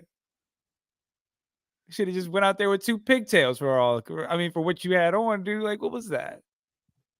You are wild, first of all. But yeah, that was just a fail in terms of hairstyle. Not gonna lie. And then the rest of Judgment Day comes out. They're looking fly. I love Finn. I love Damian Priest, Dom, the masks, the pose. Everything was hot. I have to say the hottest thing was actually, from my perspective, was the stare down between Damian Priest and Drew McIntyre. They just would not stop staring at each other. They had like a big dick energy contest, and they wanted to say who measured the biggest, and it was a draw, I have to say. Okay, so good thing Dijak wasn't around, because Lord knows things would have got real weird. All right, that's cool. Yeah, they definitely had some there was definitely some tension there. And I just want to say, I know why Randy showed up late, by the way. I know the reason that he showed up late. Randy said, let me tell you something, I'll be in this match, but I'm not going through no table, and I'm not standing in that cage with y'all for 20 minutes until I gotta go out there in the ring. Okay. So when it's time for me to come, just play my music and I'll walk down. But I'm not sitting in that cage with y'all. Listen, Randy said my back just got better. I am not standing 20 straight minutes in the cage. I will get there when I get there. It was Cody with his Homelander camo jacket gear. We had Sami Zayn coming through. We got Seth Rollins coming through. We got our guy, thinking about it right now as I remember who was in the match. Yeet. Main event, Jey Uso, who got on the shark cage and did the Yeet dance, which I appreciated. And Randy was Johnny Come Lately at the last minute, because Randy says three things actually. First, I'm not standing in this cage 20 minutes. Number two, I am not going to take a single bump in this match. And number three, I'm going to play my greatest hits, and y'all going to join in as well and help me out, because listen, I have not been back in over a year and a half. My back needs some healing. You understand me? But he came back big as shit. He came back jacked. I ain't going to say nothing, but yeah. But I will say what Vicken said, though. I called the entire Judgment Day plan yesterday. They're going to target Seth all match and try to cash in after. And sure enough, that's exactly what they tried to do. and it was a tease of Rhea Ripley coming out there running with the briefcase because, and the rules are, the referee's got to say, "Hey, Rhea's got your briefcase. Hey, Damien, did you agree with this? Did you co-sign on this?" And before they could do it, Randy's music hits. Now, granted, this crowd throughout this match, CM Punk, CM Punk, boo, CM Punk. Like there was a CM Punk Randy chant. It was vacillating throughout the arena. And then when Randy's music hits, it was unanimous love. That pop was ridiculous. The pose, he was on fire. He was feeling himself. Hit his greatest hits power slams here, there, everywhere. Draping DDT. Then we had a 5-way draping DDT, hit the RKO on Dom Dom. And then in the sweetest spot, we had Sammy and Seth Rollins fighting JD on top. And Randy says, "Feed him to me. Throw him down to me so I can RK him 15 feet in the air." You know what they did? Threw his ass, floating head and all. And Randy said, boom, RKO out of nowhere. One of the sweetest spots you will ever see. Yeah. They threw that man like a lawn dart off the top of the cage. Looked like a meme. This was, let me tell you something. When Randy Orton came out, I was like a 5-year-old child jumping around, screaming, "Yeah, Randy! Wow!" Just going crazy, waking the kids up, dog running around. She don't know what's going on. Wife going crazy. They think somebody's breaking into the house. Who's Randy? Where's Randy? What do we do about Randy? Who's Randy? I got way too excited, but my guy is back. I don't know why my name is Salty. I'm about to change it here in a second. I should be Perky. You know what I'm saying? I should be Perky. But yeah, so Randy's back. The RKOs were fantastic. I love the 5-way draping DDT spot. And yeah, real quick though, just logically speaking, I know I shouldn't use that, but why did Judgment Day just watch Randy Orton as he decided to just go one-on-one with JD and Dom and just toss them around while Damian and Drew were just watching? I loved it. I appreciated it greatly. And then we had some great tension as well because Jay on Monday Night Raw, I love Jay Uso because when Cody teased who the fifth man was and it was dawning on him who it was, his face like, "Oh shit, another one that I hadn't fucked over." And he knows this too. And Randy saw Jay and he was in position to RKO him. And they had the looks, the glares, and like, "I know what you did. Ain't forgot." But before they could really get into it, Jay saved Randy's life. Super kick, boom. All is somewhat forgiven, but I know they got to play into it. But all I got to say is one trip to Cody's American Nightmare Express bus, and they can sip a little something and maybe smoke a little something, they will all be on one accord. Well, you did see Cody come out with the glasses afterwards. That's because he he had to put some Visine in his eyes. You know what I'm saying? He didn't want to do that with the contacts in, so he had to drop a couple drops in there. Randy was like, "I got this new pack on me." You know what I'm saying? You know why Jay didn't come out? It was supposed to be the whole team, but Cody was the only one that was able to come out there because they didn't want a repeat of the last one. Jay was like, "Yeet, I can be out there. Yeet, yeet." Sammy's like, "Nah, you stay here with me. You stay here with me, Cody. Put the glasses on. You go ahead and take it." Now, this was more of a both the babyface teams came out victorious, standing tall pretty decisively. I think this one more than the last one. But yeah, good way to close the show.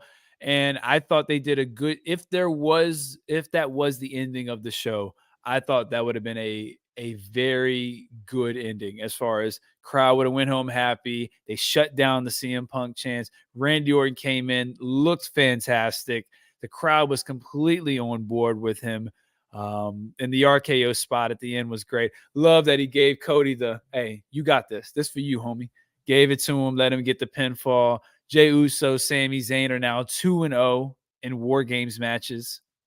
I wonder if that plays in the next year. I'd love to see a Team Sammy versus Team KO next year. Way looking ahead, way too far ahead, but that's just me. But yeah, this is a really fun match. 3.75 tiers for me for this match.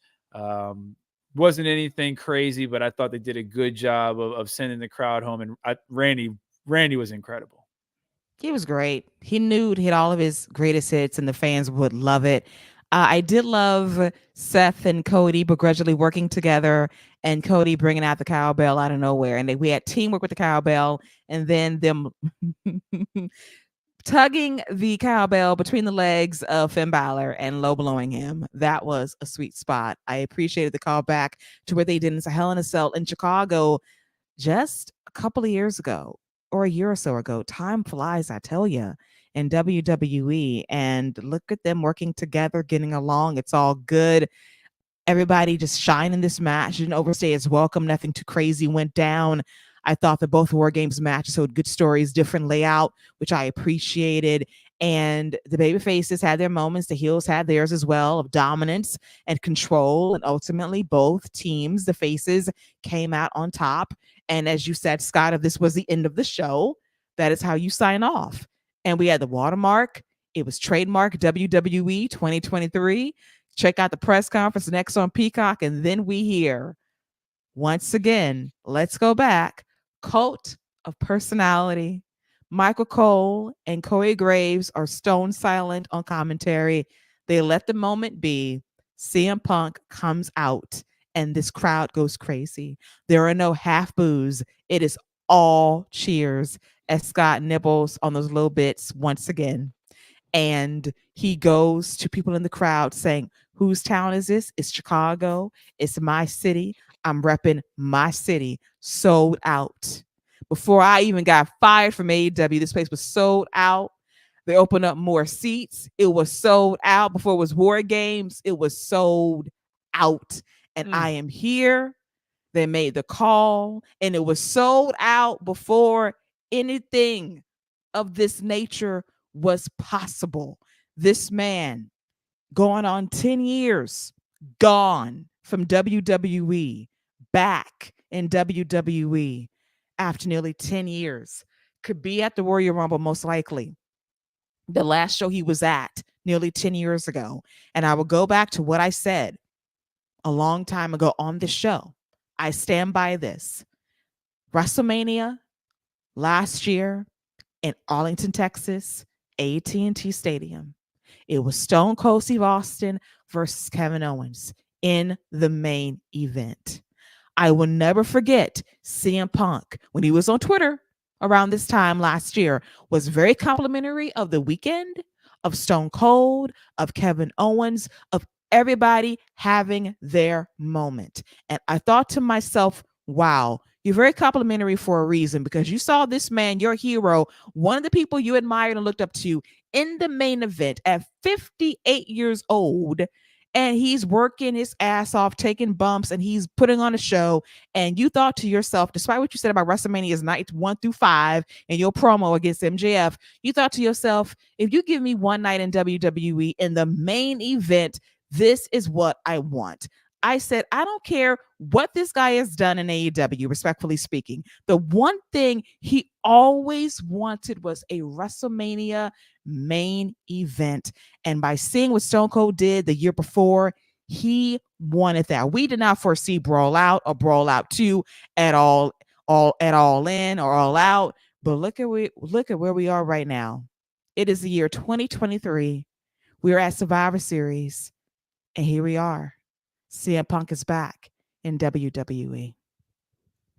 One thing my good friend JD Oliva always says, from the Mike and JD show, wrestling is always better when there's movement like this.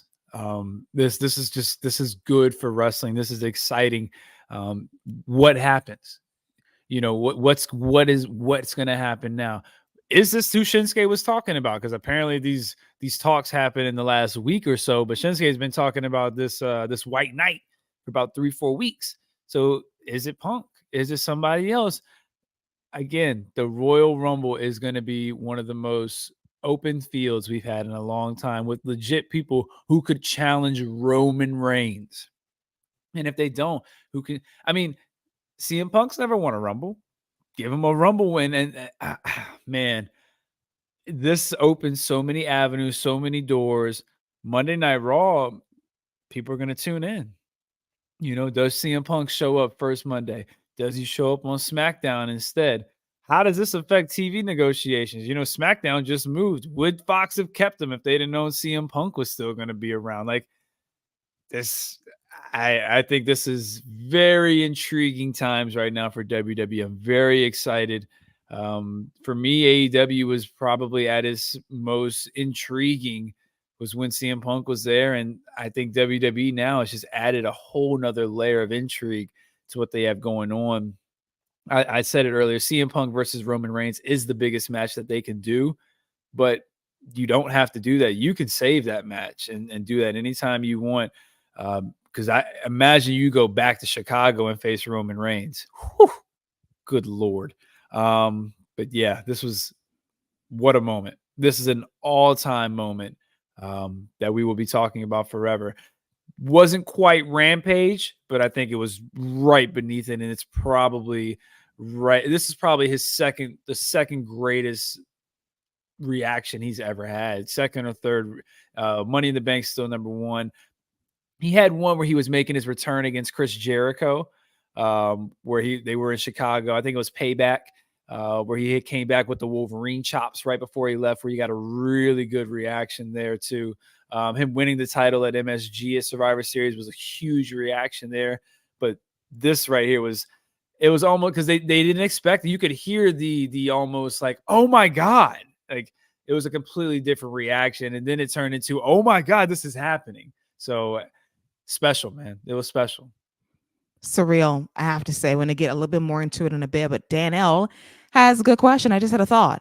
Roman versus CM Punk. If Punk loses, does it make his return a little less meaningful? My answer is yes. I say no. This isn't like Cody Rhodes. Like I think Cody lost a little bit of something when he didn't win the title. I don't think CM Punk loses anything. I don't. To me, like CM Punk still will be CM Punk if he loses because he would still be the second biggest guy in the company. He'd still be right there. If he beats Roman, he just becomes the guy. But I don't think it makes his return any less because as of right now, he's number 2. And if he loses, he just stays number 2. I have to say at some point, somebody's got to be Roman Reigns. This baseball game's got to be over. Doubleheader. It's a doubleheader. Listen, it's got to end. It's got to be by one or two means. Either it's going to be Cody Rhodes finishing the story or CM Punk doing it for him. It's one of the two. It's got to go one of two ways at this point. It's been going on for 3 years now. I've enjoyed the reign, and it's very impressive that we kind of talked up a scenario of the bloodline at this year's War Games. It did not happen, and this show carried by itself without Roman Reigns there whatsoever. No bloodline except Jay. So that's impressive a year or so later in Chicago. And look at what we got. We got the return of CM Punk. It was a very memorable moment, and it's going to open the door for so many storylines in WWE heading into next year. And I want to quickly hit up another comment by Vitkin saying they basically traded Edge for CM Punk. And that is quite possibly a great trade right in time for the deadline of the year. This is a great balance for WWE, a ballsy move. This was a surprise to everyone. How will the locker room respond? I know we're going to have multiple stories coming out in the next few days. I think the CM Punk will go on his continued apology tour in the locker room to make amends for things that have been said in the media by him over the last few years. But I think in this situation, you are around grown folk. These are not man children. There is a maturity level here in WWE that I think that you're going to be able to find yourself in a better spot in terms of working through your shit. And if you don't, this is your last opportunity, really. And on top of that Scott mentioned earlier, is that we are still in negotiations. Monday Night Raw is the last shoe to drop. And if Fox feels any remorse about giving up SmackDown, well, according to my schedule on Mondays, you ain't got the 911 franchise anymore. So maybe you want to slide up Monday Night Raw on Mondays on Fox. Yeah, if You could do that, and if CM Punk messes this up, I guess we'll be giving Billy and the CW app a call. Listen, I want to give a. I know we need to wrap up soon, but I want to make sure I spotlight, and I should have did this at the beginning of the show, but I got to make sure I spotlight and shout out two people who I think have had incredible years and have carried WWE. Damian Priest, who has been called upon to just do everything from War Games match to being asked to have a singles match with Cody and Saudi to the match with Bad Bunny. Like Damian Priest, and not only that, but to be essentially the driving force of Monday Night Raw all year. I think Damian Priest has been, and he's won Money in the Bank, multiple time tag champion. I think he's been incredible all year, and he's somebody who absolutely deserves his flowers. He's not going to be anybody who gets a wrestler. I think I said this last week. He's not going to be anybody who gets a wrestler of the year vote or MVP of a company, but he's probably been one of the most indispensable guys they have on the roster. He's been fantastic. And then on the other side of that, Jey Uso. Jey Uso has been in and wrestled in the main event of every one of the big four three out of the four PLEs, and has been a part of every single one. Main event Jey Uso is a real thing. And that nickname, it's not a nickname anymore. That's just his name, because he is literally in the main event of the biggest shows of the year. Closed out WrestleMania, closed out SummerSlam, closed out Survivor Series. Jey Uso is that guy. And the year that he's had as a singles, as a tag, to be one of the most over baby faces on the roster. Shout out to Jey Uso. Shout out to Damian Priest. Two guys who absolutely deserve their flowers to close the year out. Absolutely. Deservedly so. They are the MVPs in a lot of ways, and they have done it so beautifully, I gotta say. Vinkin has another great joke. If Punk starts backstage brawling and gets fired, again, he still has TNA left. They ain't gonna take him. Scott ain't taking him. Scotty ain't going for that. Scotty ain't going for that. I tell you. I don't know. We would have to see about it. But I can tell you this, it's a lot of conjecture going online about a lot of people not knowing about CM Punk's return. We got alleged stories of Drew McIntyre storming out of the building. I already told you about Seth not being happy. So if Triple H really did not tell the talent, oh, by the way, CM Punk's coming back, holy moly, it is going to be a day on Monday. You know what? Just give everybody a live mic. Just give everybody a live mic and send them out there one at a time. Oh, Sam said he got the video of Drew leaving before Punk's music hit. He must have knew what was coming. Somebody got a tip off. Yeah, somebody got a tip. Hey, people knew. People are just smart enough to know not to say nothing. I think people knew, because if he left before the music hit, like you said, he got a tip. He won't trying to be there for that. No, he wasn't trying to be there for that. Let me go right now. So it's going to be fascinating to see how this is going to go. It's a ballsy move by Triple H. I think that he had to make the move in some ways. It's Chicago. It was a golden opportunity. And I want to say Sam also said he looked like to be holding his eye. He may have got poked in the eye. Very good possibility as well. This could be blown up. He was faking. He was faking. Yeah. hey, Sam, don't give him no out. Don't give him no out. That man was faking. He did that just so he could, my eye. Punk coming back. My eye. That man knew what was going on. Yeah, they also have video of Seth flipping out at ringside when Punk's music hits. I can't wait to watch that after this. This is awesome. And the people who I don't. This is gonna be great. The reactions is gonna be great. This is gonna be fantastic. Again, this is great for wrestling.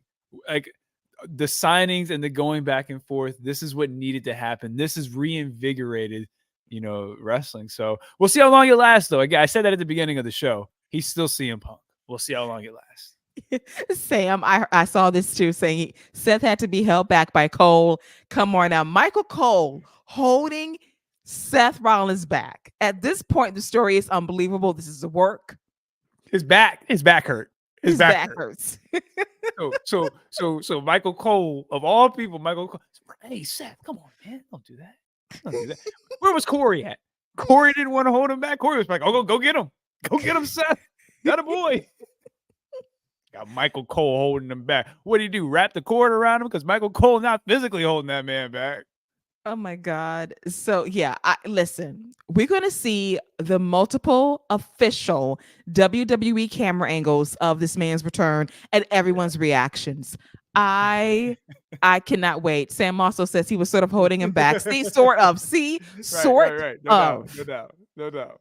We need the official WWE 24 documentary cameras capturing every possible angle of Punk's return and their reactions. You and your spinoffs and this WWE 24, you want to see who sent the first text with Becky and Charlotte. Yes. You want that TikTok story. You want that one. And now you want the Seth Rollins story.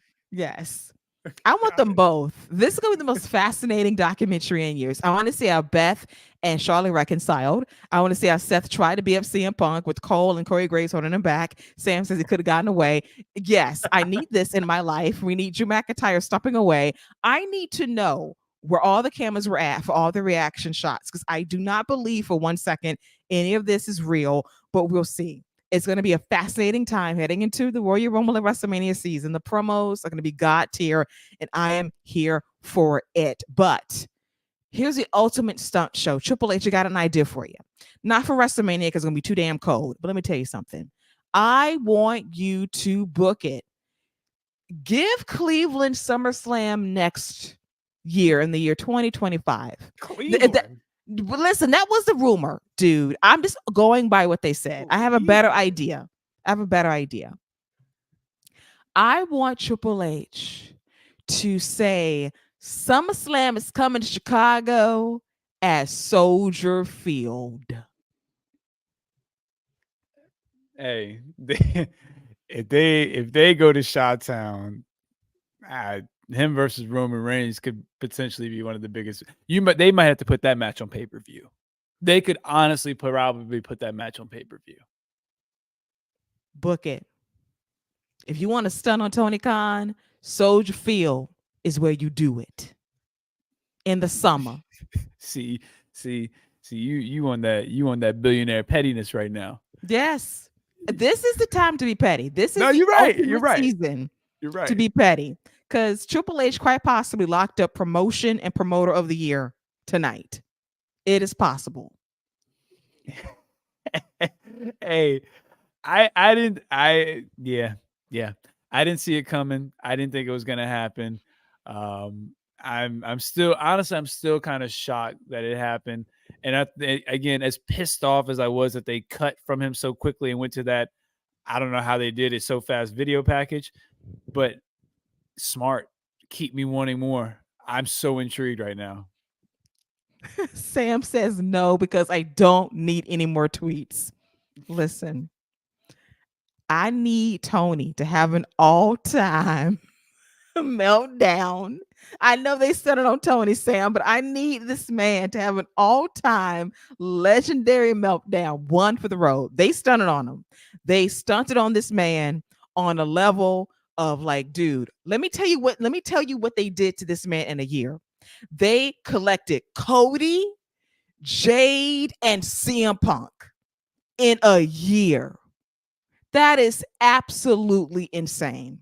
They took all of Tony Khan's black wrestlers that he uses, and they took CM Punk. That's wild. They took all the culture he got in that, because Athena don't get no love. It's not like she's on AEW or anything.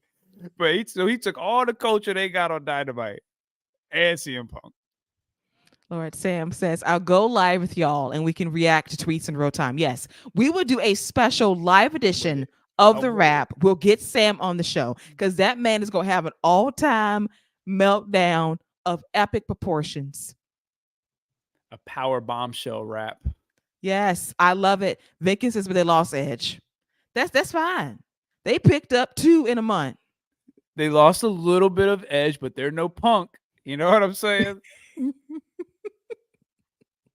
The question is, who else they gonna collect in 2024? Well, that's a Stark question to ask. But I caught that. I caught that Ricky Stark drop. That is a Stark question to ask. I thought that too. Nightmare Factory coming soon enough. But they can keep what's old boy's name? What's Cody's trainer? His training buddy's name? QT. They can keep QT. Yeah. QT. They can keep QT. Yes. Vinkin says MJF. I think that he's locked down. Yeah, I think he's there. He ain't getting this. He ain't getting all this, and he's not locked down. Yeah. There's so much story to tell with him too. And Sam said, "Y'all take QT, please." Nah, girl. Nah, girl.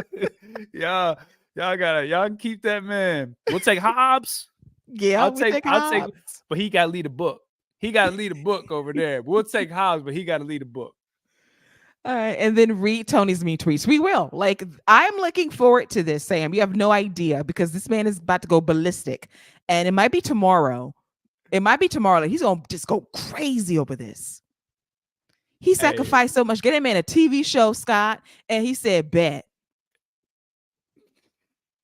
Get that man a TV show. Keep him away from the talent, and look what happened. Well. So yeah, huge announcement coming. huge announcement. Then the announcement will be: I have an announcement to make on Collision this Saturday. Tune in. Tune in. And then his announcement will be: I have the biggest signing in AEW history, and out will come Tyrus. No, Sam says the big announcement is trade. I will give you QT for R-Truth. Let me tell you something, Sam. We just got that national treasure back tonight. And the nerve of you to ask us to trade that man. I ain't even get to enjoy him. I haven't even got to enjoy a random R-Truth segment on Raw yet. And you want me to get rid of him for QT? So I can get more QT cams. Nah, I'm good. I'm keeping truth. Vicky says tomorrow Tony Khan is adding Kenny Omega to the C2. No, he's not. He should have did that from the jump. Yeah. He should have did that from the. You wanted to make a G1. I'm sorry. This has turned into a we now we done bashed Tony Khan. Look at this is the CM Punk effect. Okay, this is the CM Punk effect. This is what he wanted. This is what he got. Back to WWE. Great show. Loved it. And we're not getting QT Marshall. No, Sam, we are not getting him. We're not doing that trade for R-Truth. We're not going to do that. We're not going to do it. We shall refrain from that. But all in all, this was an unforgettable Survivor Series 2023 War Games edition. Scott, your final score from 1 to 10 tiers. I'm going to go with 7 tiers. Like I said, no match was a classic. And I think that's the only thing this show was missing, but everything was good to great.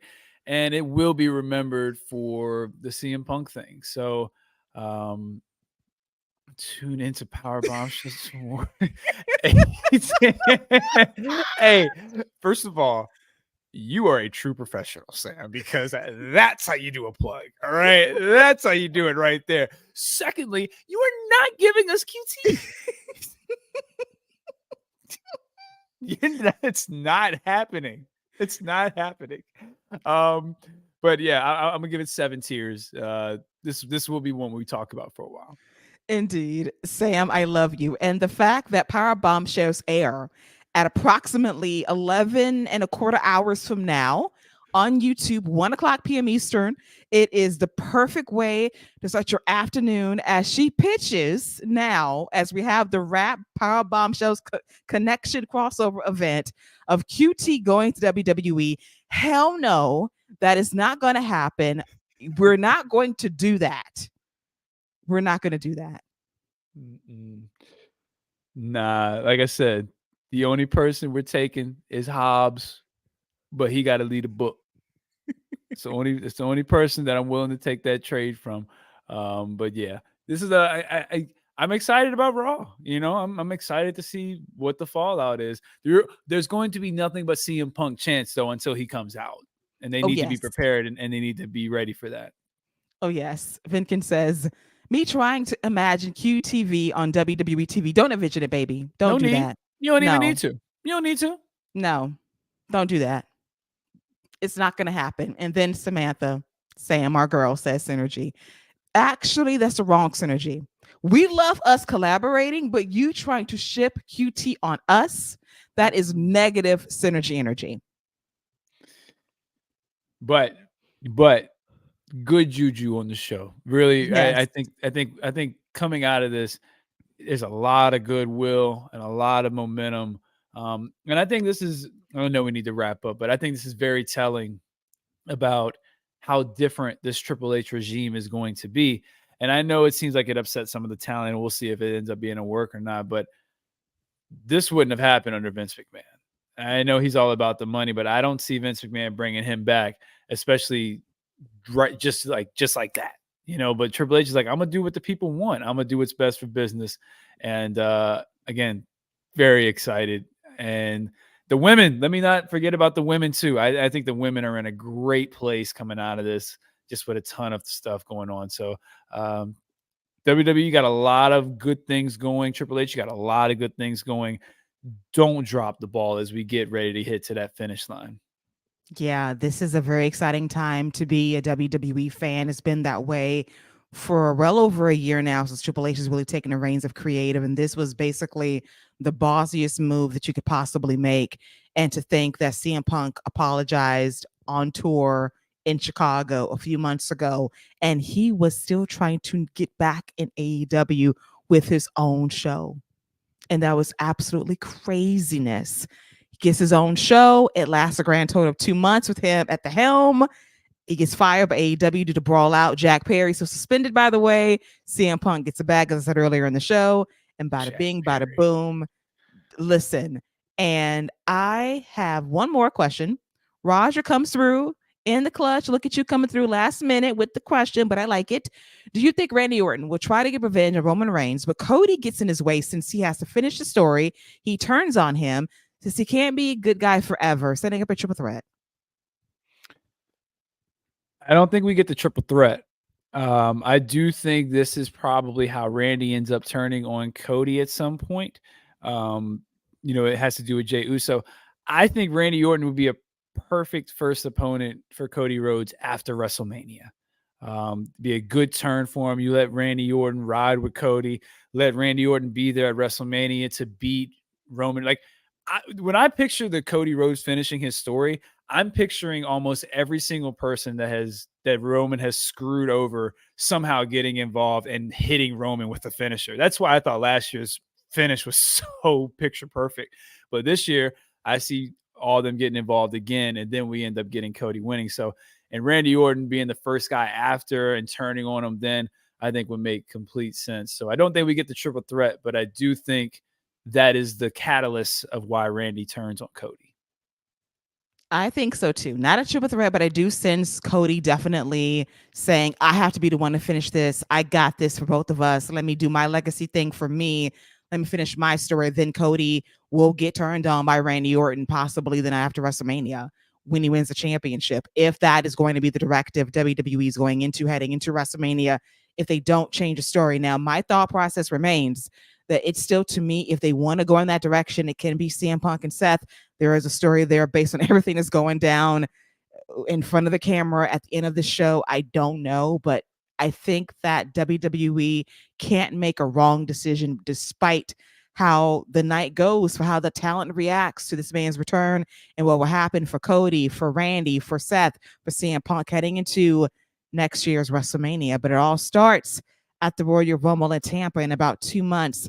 And that is going to be a show at Tropicana Field, formerly known as Thunderdome 2. Thunderdome 2. Um, Thunderdome 2. That's a good name. I'm excited, man. The Rumble's going to be fun. We got deadline to get to, but after that, the Rumbles is going to be a hot commodity, man. Hot ticket.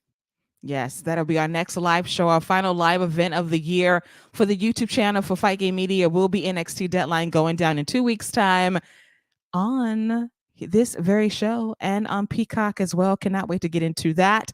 Enjoy the Iron Survivor challenges last year. Should be very good again this year for the men and women. I want to thank everybody that has tuned in to this live stream recap of Survivor Series. I will check the numbers, but I think this might be the most watched we've ever done for us for the Wrap, which is very cool. And that tends to happen when crazy stuff happens in WWE, such as the return of CM Punk. I want to thank everybody for commenting, tuning in. We had a lot of fun, had some laughs. We don't want QT, but we do want those angry Tony Khan tweets, because that will give me life. But I want to thank my captain on my captain, Perky Scott Young, who changed his name in the clutch, went from Salty to Perky, just like that, just for Randy Orton, as we put a bow on this supersized edition of the Wrap right here on YouTube by way of Fight Game Media. Thank you, Keila, and everyone who chimed in. As always, it's a pleasure to chop it up and talk all things WWE. I'm very, very excited for what's to come in WWE. I'm excited to chop it up. I'm excited to wrap up the power bombshells with QT Marshall. I'm excited for it all. Me too, as he will not be going to WWE despite Sam's best efforts. That trade will not be going down, I don't believe, but we shall see about it. But I want to thank everybody once again for joining us today. It was a lot of fun talking about a quite unforgettable Survivor Series War Games. We predicted it. CM Punk came back to WWE. I had to be cautious on it. Didn't want to get too crazy with it, but it happened. Triple H called game. He did. As Sam says, no, LOL. Yes, it ain't gonna happen. It shall not happen. Not on our watch. Hey, I don't know if y'all have ever seen Lord of the Rings, but you know that scene where Gandalf's standing on that cliff and he's got the staff and the sword, and that big monster, I think it's called a Balrog, is running after him when they're in the cave, and he goes, "You shall not pass. I will come out on the mountain as you bring QT across in your van." And no, he will not pass. he will not pass. And if you throw me off, I'm gonna come back as Perky Scott the White. Okay, he ain't passing. He will not pass. It will not happen. But she beat me too. I didn't even get to finish my story, and she told me he was gonna pass before I could say he wasn't gonna pass. She really wants this trade to go down. It's not gonna happen. But hey, Perky Scott the White. That is going to be your new nickname moving forward. Perky Scott the White. Oh, I should have said Perky Scott the Mix. All right, I'll take it. Perky Scott the White. Oh my God. All right, we gotta go. We gotta get out of here. Yes, before this show jumps off the cliff, and then just leave him AAA. That's a good idea. I'm with that. I'm cool with that. Yes, this was a lot of fun. And just leave him in AAA. We do agree. Actually, Sam, that is the best solution. Just keep his ass in AAA. Keep him away from AEW. Keep him away from WWE. That is a fair trade-off. We co-sign there and agree. And with that peace agreement, that is a wrap. Supersized edition right here on YouTube. Thank you once again for tuning in. We'll be back in a couple of weeks for NXT Deadline. For our Patreon people out there, this audio version of the show will be in your feed momentarily. And if you haven't signed up yet, follow what you see right here, patreon.com/FightGame Media. $5 a month. You get to tune in to some of the best you will hear from mixed martial arts, professional wrestling, and so much more. And for $10, you get some visuals of the shows as well. So drop that 5, drop that 10, just in time of the holiday season. Support content creators like us who put these shows together for your listening and viewing pleasure on the regular right here on Fight Game Media and Fight Game Media Network Plus. For myself and for Perky Scott Young, that is a wrap for an unforgettable, very straight edge edition of Survivor Series War Games 2023. Take care. Bye bye. And Rosconda forever. Bye, guys.